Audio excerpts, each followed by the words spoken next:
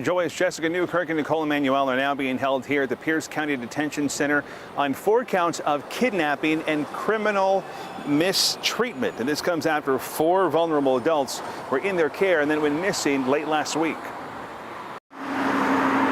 Those 4 adults were being cared for by the 2 caretakers, Newkirk and Emanuel, at this home near Spanaway. The Washington Department of Social and Human Services tells King 5 News that their caretakers showed up to one of their Tacoma offices, requesting to find a home for these vulnerable adults. DSHS says the caretakers left their office with the vulnerable adults and were not heard from for days.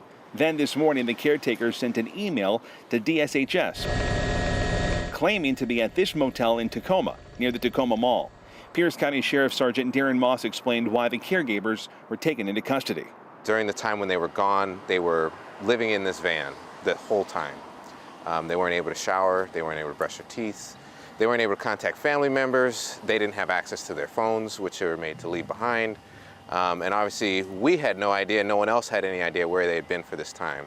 That's part of the reasons for why they were booked on those charges. Sergeant Moss says the 2 caretakers drove the 4 adults around Pierce and King counties. He says there's a good chance someone saw them and has information they may be able to use. It sounds like, from what I heard from the detectives, that it would have been hard not to see them. They did go to a couple grocery stores.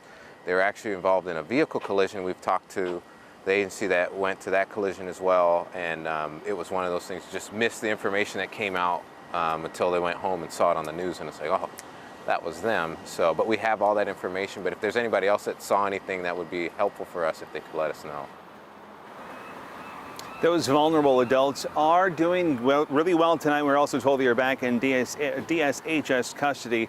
Now, as far as those 4 people, those adults and those caretakers being out and about, if you've seen them over the past few days and have any information that may help this investigation, you're asked to call the Pierce County Sheriff's Office.